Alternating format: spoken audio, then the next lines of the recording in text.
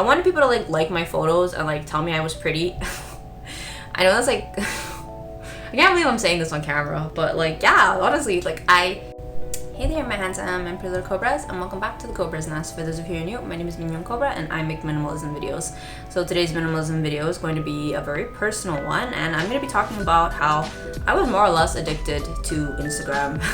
I've been wanting to make this video for years. I've been on Instagram since I was in university, so I want to say I've been on Instagram for maybe 13 years, but definitely more than 10 years. And there's like 5 things that I want to talk about in terms of like my addiction to IG. I wasn't trying to make this title clickbait, but like I had no other way to describe the feeling I felt towards Instagram.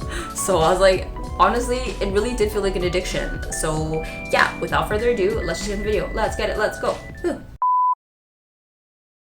Okay, so number 1. So I am old enough now that I can admit things that I used to be ashamed of when I was younger, especially in my 20s and like early 30s.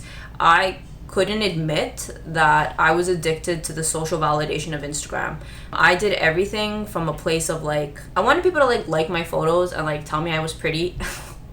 I know that's like I can't believe I'm saying this on camera, but like yeah, honestly, like maybe my self-esteem wasn't all there, I don't know, or maybe I wasn't in a good place in my life, but I really sought that social validation. That was like really important to me.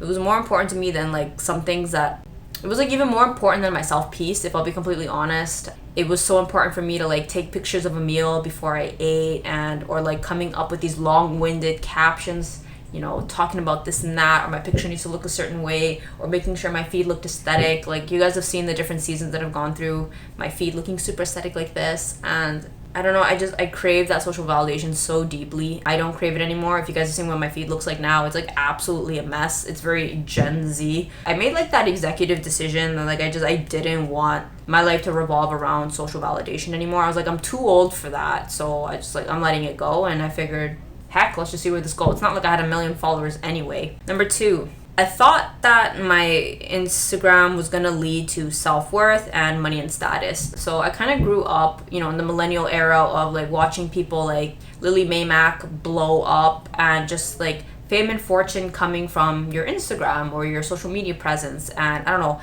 maybe it's a lie, maybe none of it's even real, and I was just, you know, suffering for no reason. I bought into the notion that my social status and money was going to, you know, grow. The more followers I got, you know, the more successful I'd be perceived, more money would be coming in, and like I'm sure it is that way for some people, but I realized that for myself, that wasn't gonna be me. Like that girl was not gonna be me. And I know that sounds very like low self-esteem for me to admit that, but this is actually coming from like an opposite place.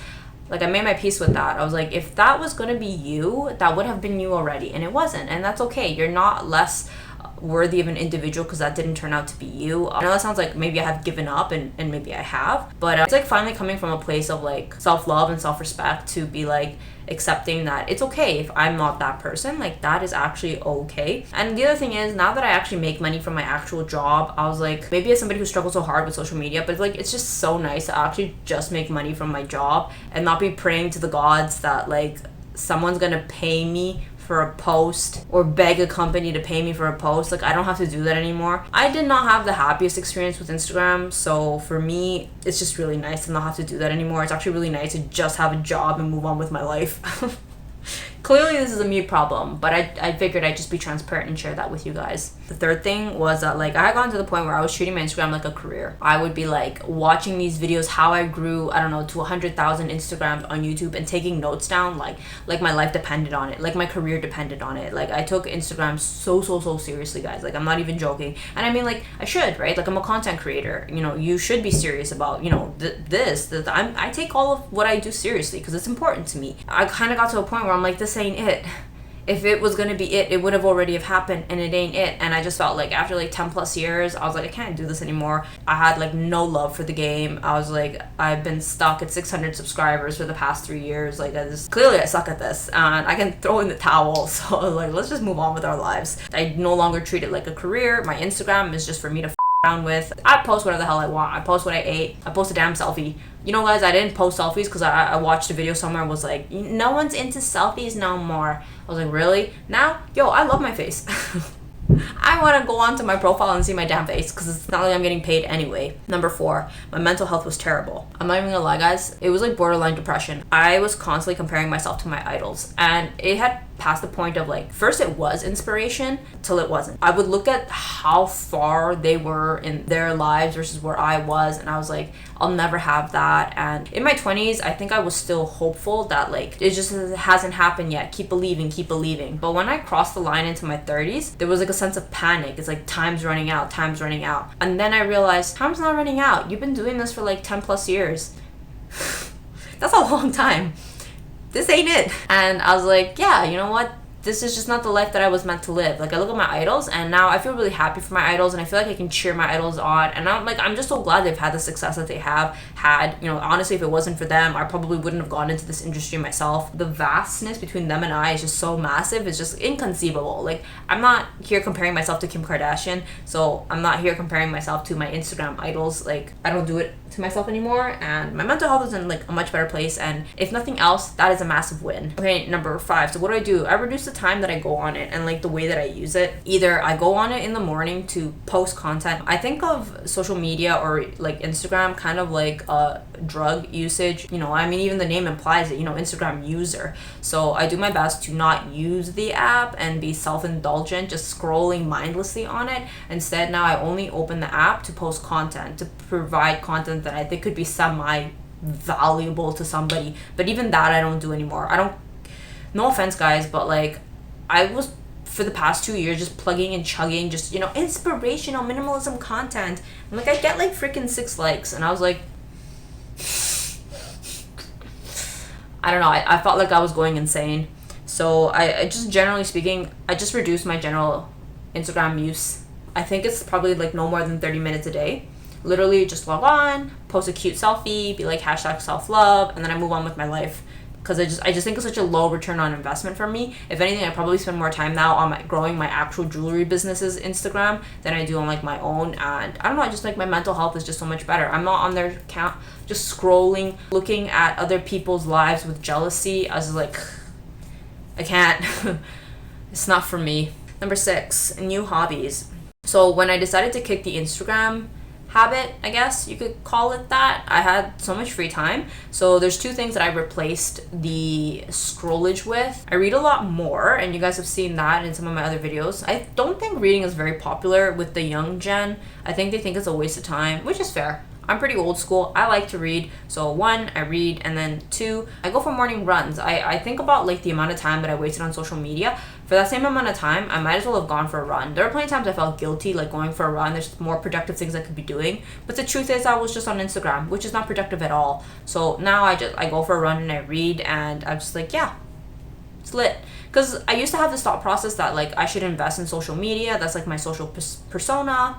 I'm investing in my own business, my self-brand, and all of that stuff. But it's like, I wasn't going anywhere anyway. And honestly, like, screw it. Number 7, self-love. I don't think any of this would have happened if I didn't start practicing a lot more self-love in these previous years. I'm not gonna lie, I had a lot of self-hatred towards myself, especially in the depths of my eating disorder, where I felt like I wasn't pretty enough, I wasn't thin enough, I wasn't rich enough.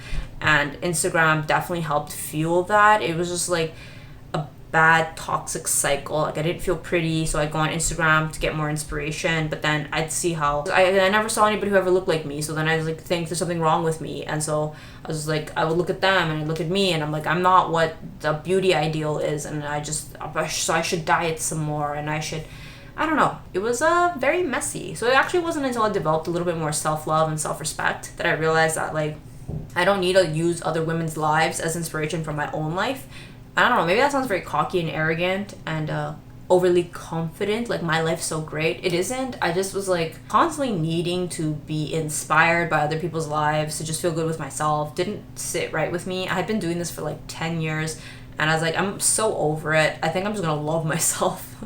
So that also has helped a lot. Now that I love myself more, I have less of this desire to like mindlessly scroll on Instagram, because like there's nothing at the bottom of Instagram that's gonna make my own life better. So like there's no point, no drive, no desire. And the last thing is I internalized my own self-worth.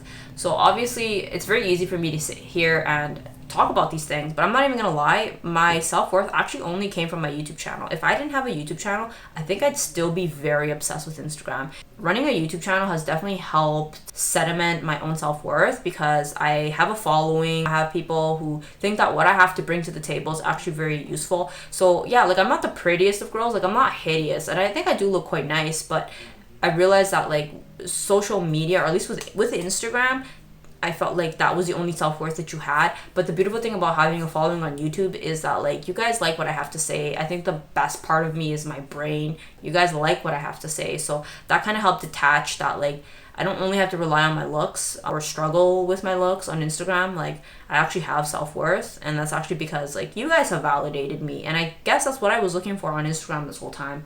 So anyway, I wanted to share this with you guys, let you guys know of my little Instagram journey. It's not saying like I'm never gonna use Instagram or I deleted it. Like I mean, like I still have it. I just use it like a business tool now, and not like a tool to self-validate, because like that is so 2020. I don't care about that stuff anymore. So thank you so much for taking the time to watch, and I'll see you guys in the next one. Thanks for watching. Bye.